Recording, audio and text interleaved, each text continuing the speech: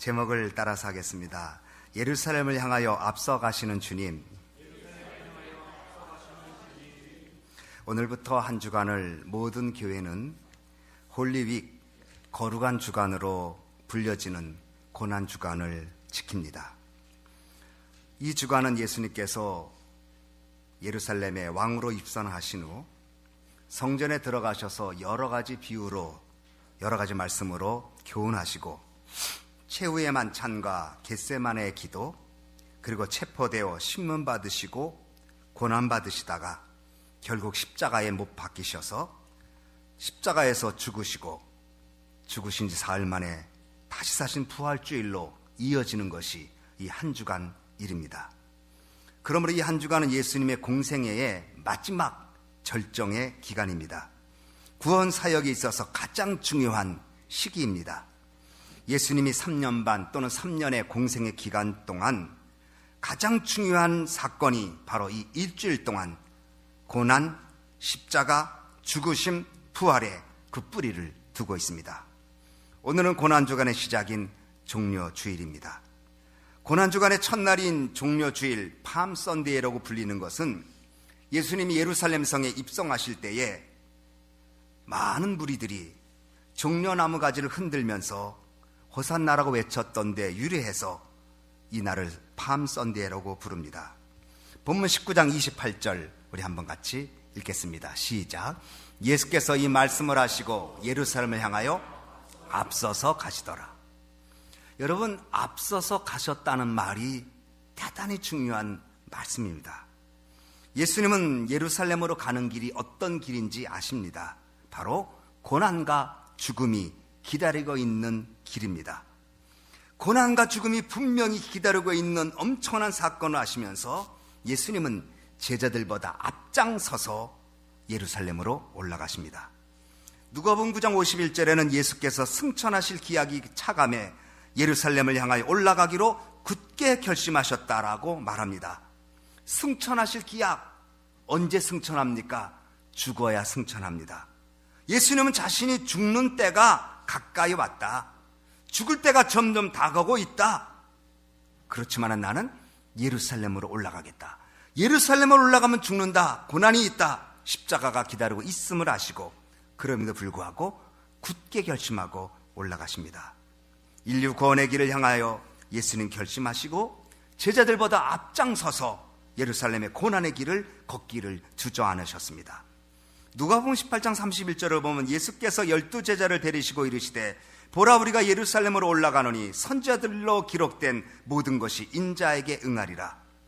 예수님은 자신에게 약속되셨던 모든 구약의 사건이 이루어지고 있음을 알고 계십니다.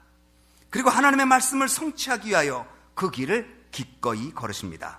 다시 말하면 예수님의 삶은 약속의 말씀 성취를 위한 삶이었습니다. 고난의 길도 십자가의 길도 말씀이 약속하신 대로 이루어질 것을 아시기에 그거를 걸으십니다. 신앙생활이 무엇입니까? 예수님을 따르는 생활이 무엇입니까? 말씀 따라 사는 것입니다. 말씀을 따라 산다는 것은 때때로 감정적으로 보거나 상식적으로 보거나 여러 가지 세상적인 물정으로 볼 땐 이해되지 않는 것이 분명한데 하나님이 그렇게 말씀하셨으니 그렇게 살겠다고 다짐하고 순종하는 것, 이것이 말씀대로 사는 것입니다. 그러나 예수님의 제자들은 예수님의 예루살렘 길을 몰랐습니다. 제자들은 예수님이 예루살렘 성을 향하여 가는 그 길이 어떤 길인 줄을 몰랐습니다. 누가복음 19장 11절에 저가 이 말씀을 듣고 있을 때 비유를 더하여 말씀하시니 이는 자기가 예루살렘에 가까이 오셨고 저희는 하나님 나라가 당장에 나타날 줄 생각합니다. 예수님은 예루살렘에 가까이 가십니다. 그런데 제자들은 예수님을 따라서 예루살렘의 길을 가까이 가는데 하나님 나라가 당장 임할 것이라고 생각했습니다. 예수는 십자가와 고난의 죽음의 길을 걷는데 제자들은 예루살렘이 회복되는 하나님 나라가 임해서 정의정, 우의정, 좌의정 할 것을 기다리고 있는 마음이었습니다. 예루살렘의 길은 동일한 길인데 예수님이 걷는 그 길의 의미와 제자들이 걷는 그 길의 의미가 다릅니다. 똑같은 교회 오고 신앙생활 하는데 그 예수님을 따라가는 그 길이 같아 보여도 성도들 다릅니다. 어떤 분은 정말 예수님을 위한 그 길을 따르는 사람이 있고, 어떤 분은 어쩔 수 없이 그냥 형식적으로 따르는 분도 있습니다. 어떤 분은 고난을 위한 그 길을 따르는데, 어떤 분은 고난이 아닌 축복만을 생각하면서 그 길을 따르는 경우도 있습니다. 예루살렘의 길은 한 길이지만 제자들의 발걸음과 예수님의 발걸음의 의미는 전적으로 다랐습니다. 예수님이 베다니에서 예루살렘으로 가는 길 가운데 벳바가라는 데가 있었습니다. 거기에 도착하시면서 베드로와 요한을 동네로 보내셨습니다. 그리고 나귀를 풀어 갖고 와라. 나귀 새끼를 하나 가지고 와라. 만약에 주인이 왜 가지고 가냐고 물어보면 한마디만 하라. 주께서 쓰시겠다 하라. 의아했지만 제자들, 예수님 말씀하셨으니 동네로 가보니 과연 나귀가 묶여 있습니다. 주인 허락받지 않고 나귀에 묶인 것을 풀어서 갖고 오니까 주인이 따라옵니다. 무슨 짓 하는 거요? 무엇을 가지고 가는 거요? 이때 베드로와 요한은 예수님이 하시라고 한 말씀대로 주님이 쓰시겠다고 합니다. 그 말 듣고 아무 말 없이 그 나귀를 보내줬습니다. 그리고 예수님은 그 나귀 새끼를 타고 예루살렘 성에 오르십니다. 여기서 예수님이 주대심을 보여줍니다. 주님은 모든 걸 쓰실 수 있는 분입니다. 나귀 주인이 아니라 진정한 주인은 예수님입니다. 여러분, 예수님이 만물의 주인인 거 믿으십니까? 만유의 주재자이신 거 믿으십니까? 그러면 있어도 감사하고 없어도 감사합니다. 욥은 만물의 주인이 주님인 것을 알았기에 주신 자도 여호와시고 취하신 자도 여호와시니 찬양을 받을지라고 고백했습니다. 우리가 가진 모든 것이 내 것 같지만 사실 내 것 없습니다. 주님의 것을 잠시 맡아서 관리할 뿐입니다. 많이 주시면 많이 관리하고 적게 주시면 적게 관리할 뿐입니다. 이제 예수님 만유의 주되심을 보여주시고 나귀 새끼를 타고 예루살렘을 향하여 나아가십니다. 보통 왕이나 정복자들은 말을 타고 칼을 차고 입성합니다. 여러분, 나폴레옹을 그림 본 적 있습니까? 나폴레옹이 칼을 들고 있는데 말이 이렇게 뛰고 있는 흰 백말의 그림 본 적이 있으실 것입니다. 여러분, 징기스칸을 아십니까? 징기스칸이 나귀 새끼 타고 유럽을 정복했다는 말 없습니다. 빠른 말을 타고 전진했습니다. 예수님이 왕이신데 나귀는 어울리지 않습니다. 말이라고 했다면 이해가 될 텐데 나귀, 그것도 새끼였습니다. 말이 아닌 나귀를 타신 것은 스가랴 선지자 예언을 성취합니다. 겸손과 섬김입니다. 스가랴 9장 8절에 시온의 딸에게 이르기를 내 왕이 내게 임하나니 그는 겸손하여 나귀고 나귀 멍에 매는 짐승의 새끼를 탔도다. 겸손과 온유, 예수님의 성품입니다. 그러나 겸손과 온유가 예수님의 힘입니다. 세상의 권세는 권력에서 있는 줄 압니다. 돈의 권력, 그리고 정치적인 권력, 힘의 권력, 또 아니면 자기가 소유한 지식의 권력으로 승리할 줄 압니다. 세상 사람들은 권력으로, 힘으로 유지하려고 합니다. 그러나 예수님은 온유와 겸손의 힘입니다. 그러므로 크리스찬들은 세상의 힘으로 사는 거 아니라 온유와 겸손의 힘으로 사는 것을 믿으시기 바랍니다. 예수님은 하나님의 아들이시고 하늘 권세 지니셨지만 세상 권세와 다른 권세를 가지셨습니다. 예수님은 모든 것을 가지셨지만 가난하게 사셨습니다. 병든 자 고치시고 가난한 자 부유케 하시고 죄인 용서해 주시고 죄인의 친구가 되어 주시고 귀신 쫓아내 주시고 하늘의 권세를 예수님이 보여주셨습니다. 그러나 예수님은 머리 둘 것도 없는 삶을 사셨습니다. 예수님의 힘은, 예수님의 권세는 세상 권세 아닙니다. 그런데 오늘 우리들은 세상의 힘이 힘인 줄 알고 따라갑니다. 그 힘을 소유하면 만족하고 그 힘이 있으면 승리하고 성공했다고 생각합니다. 그러나 그 힘은 진정한 힘 아닙니다. 예수님의 힘이 진정한 힘입니다. 온유와 겸손, 나귀를 타는 말씀의 순종, 이것이 힘입니다. 종료주의를 지나면서 여러분 어떤 힘을 소유하시겠습니까? 죽는 힘입니다. 그리고 낮아지는 힘입니다. 겸손한 힘을 가져야 진정 우리는 참된 힘을 소유한 사람이 되는 것입니다. 예수님 예루살렘 성에 입성하시니까 사람들이 뛰쳐나옵니다. 겉옷을 땅에 피고 종려나무를 흔듭니다. 찬송하리로다. 주의 이름으로 오시는 왕이요 하늘에는 평화요 가장 높은 곳에서는 영광이로다. 사람들은 열정적으로 찬송합니다. 호산나라고 말합니다. 구원이 하다라는 뜻입니다. 예수님 이 자리는 분명히 다윗의 자손으로 구원자로 이 예루살렘 성에 입성하고 계십니다. 39절 보겠습니다. 시작. 무리 중 어떤 바리새인들이 말하되 선생이요 당신의 제자들을 책망하소서 하거늘. 40절. 대답하여 가라사대 내가 너희에게 말하노니 만일 이 사람들이 잠잠하면 돌들이 소리지르리라 하시니라. 사람들이 소리를 지르고 아이들이 호산나 호산나 찬양하니까 대제사장과 서기관들이 예수님께 말합니다. 이 사람들을 잠잠하게 해주십시오. 그때 예수님이 이 사람들이 조용하면 돌이 소리 지를 거야. 예수님은 마땅히 찬양받겠다는 말씀입니다. 이들의 찬양과 이들의 호산나 외침을 당연히 들어야 되겠다는 말씀입니다. 예루살렘으로 나아가시는 예수님의 길이 고난의 길이지만 그러나 영광의 길입니다. 십자가의 길이지만 사실은 인류 구원의 완성의 왕의 메시아의 길입니다. 십자가의 축복이 있습니다. 그리고 십자가의 영광이 있습니다. 죽고자 하는 것은 살 것이고 낮아지는 사람은 높아지는 것입니다. 주는 자는 풍성해지고 자기를 부인하는 자는 하나님이 인정하는 축복을 받게 되는 것, 역설적인 진리가 여기에 담겨 있습니다. 호산나 외치는 외침 속에, 그러나 그 외침 속에는 죽음을 향하여 가는 그 길, 영광과 죽음이 함께 교차하는 어찌 보면 모순적이고 역설적인 그 진리가 십자가에 담겨 있습니다. 41절 보겠습니다. 시작. 가까이 오사 성을 보시고 우시며. 예수님께서 예루살렘 성을 점점 가까이 오십니다. 사람들의 환호소리를 뒤로 하면서 어린 나귀 새끼를 타고 기우뚱기우뚱 하시면서 예루살렘 성으로 점점점 들어가십니다. 그러다가 높은 예루살렘 성, 견고하게 쌓여있는 예루살렘 성을 예수님 보시더니 우시기 시작합니다. 성경에는 예수님 웃었다는 말씀은 나오지 않아요. 그런데 우셨다는 말씀이 3번 나옵니다. 본문과 요한복음 11장 35절, 히브리서 5장 7절에 나옵니다. 죽은 난 나사로 무덤 앞에서 예수님 눈물 흘렸고, 히브리서 5장 7절은 겟세마네 동산의 기도 중에 육체에 계실 때 자기를 죽음에서 능히 구원하실 이에게 심한 통곡과 눈물로 간구와 소원을 올렸다고 말했습니다. 여러분, 어떨 때 운다고 생각하십니까? 여러분, 어떤 사건 앞에 눈물이 나옵니까?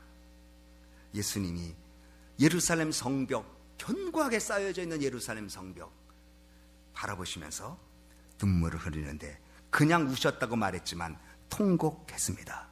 여러분, 남자들의 통곡 소리를 들어보셨습니까? 남자들은 잘 울지 않습니다. 속으로 우는 것입니다. 그런 남자들이 운다고 할 때는 여기에는 깊은 의미가 담겨 있는 것입니다. 예수님이 통곡하셨습니다. 안타까워서 통곡했습니다. 저들이 불쌍해서 통곡했습니다. 영적 지도자라고 하는 대제사장과 서기관과 바리새인들은 백성과 관계없이 자기 배를 채우고 있는 현실, 그리고 아무것도 모르는 백성들, 그러나 그들을 떠나서 십자가에 주셔야 되는, 그리고 그들을 놔둬야 되는 예수님의 마음.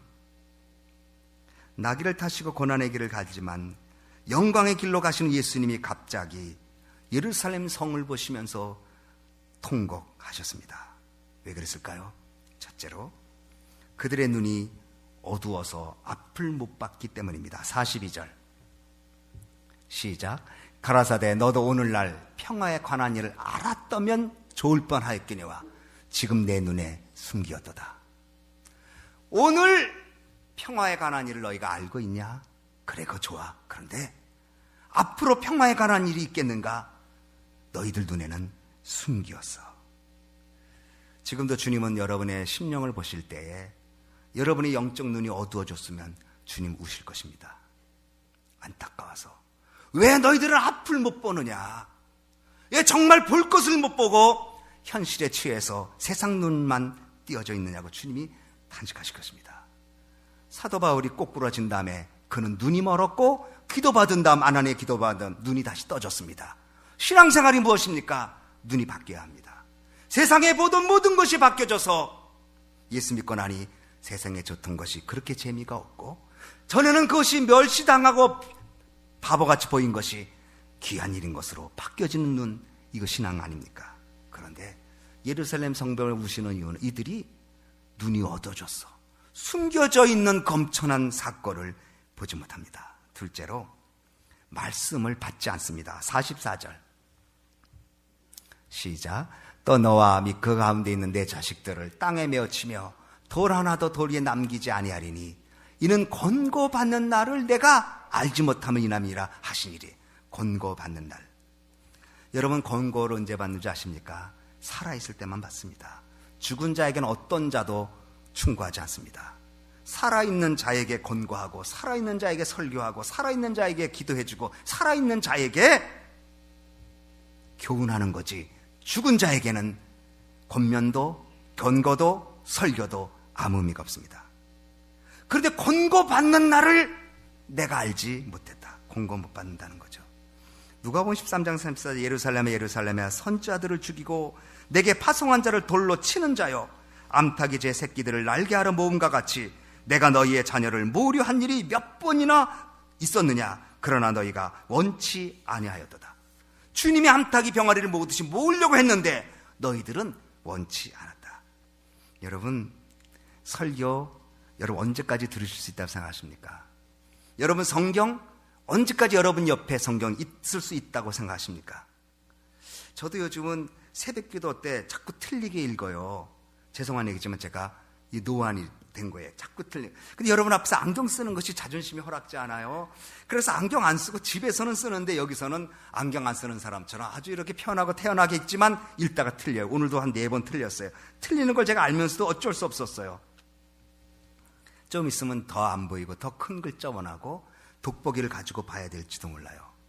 그날이 오기 전에 성경 많이 읽어야 돼요. 여러분, 그날 오기 전에 설교 많이 묵상해야 돼, 들어야 돼요.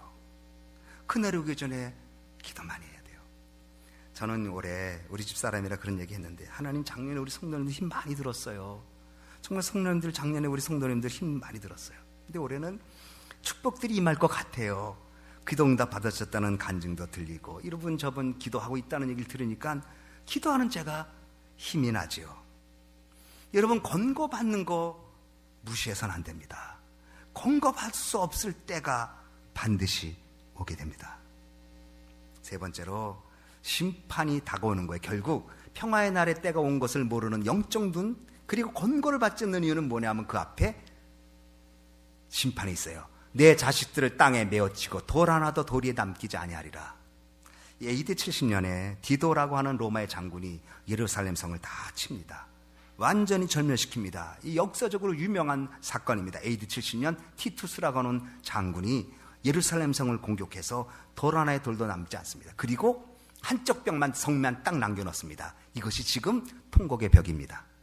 다 무너뜨리고 한쪽 벽만 지금 살아나. 제가 성지순례 할 때 가봤잖아요. 한쪽만 남겨놓고 후대에 후손들이 로마의 힘이 어떤지를 보여주기 위해서 요것만 남겨놔라. 그래서 한쪽 부분 통곡의 벽 길지도 않아요. 그렇게 남겨놓고 광장뜰이라고 해서 조그만 광장뜰인데 거기에 사람들이 흔들면서 웨일링 월 울잖아요. 또 그러다가 또 살짝 바뀌어서 거기다 기도문 넣으면 응답받는다고 그러니까 쪽지가 가득해. 원래는 그 통곡의 벽인데 그렇게 남겨놨는데 돌 하나가 굉장히 큽니다. 돌 하나가 이만큼 되는 돌이 그 단단한 화강암 같은 돌로 쌓여있는데 다 무너뜨렸어요. 거기만 남겨놓고 지금 그게 통곡의 벽이에요. 거기 놓고 흔들고 울고 있어요. 그런데 예수님이 더 이런 말 했어요. 나 위해서 울지 마라. 너와 너희 자녀를 위해서 울라. 이렇게 말씀하셨어요. 누가복음 23장 28절에 예수께서 돌이켜 그들을 향하여 이르시되 예루살렘의 딸들아, 나를 위하여 울지 말고 너희와 너희 자녀를 위해서 울라. 여러분, 앞으로 정말 주님 오십니다. 저는 그것이 관심이 있어서 제가 자주 그런 책도 읽고 성경도 보면서 적용하고 있습니다만 주님 오십니다. 언제라고 우리는 말씀할 수는 없지만 주님 오십니다. 주님은 여러분을 보시면서 예루살렘 성에 입성하셨던 그 영광의 주님은 십자가의 길을 걸으셨습니다. 오늘 우리는 종려주의를 지나면서 진정 예수 그리스도가 여러분 마음에 있는지, 그리고 예수님 여러분 오시면 어떠하실지, 영적 눈이 어두워지고 세상에 눈만 밝아 있는지, 아니면 권고한 받기를 거절하고 내 생각과 내 마음대로만 살고 있는지, 그래서 장차 다가올 하나님의 엄중한 심판이 나와는 관계없다고 생각하는 것처럼 살고 있는지, 성경 말씀대로 살아가 하나님께 영광이 돌려지는 이 종려 주일에 우리 마음의 결단이 있어지면 좋겠다 생각하면서 우리 소망교인들, 주님은 웃진 않으셨지만 우신 이유는 사랑의 눈물이 기까닭에 오늘 여러분은 주님을 위해서 울지 마시고 여러분과 여러분의 자녀를 위해서 정말 울 수 있는 영적 눈이 열려지는, 그래서 주님을 따라가는 그리스도인이 되기를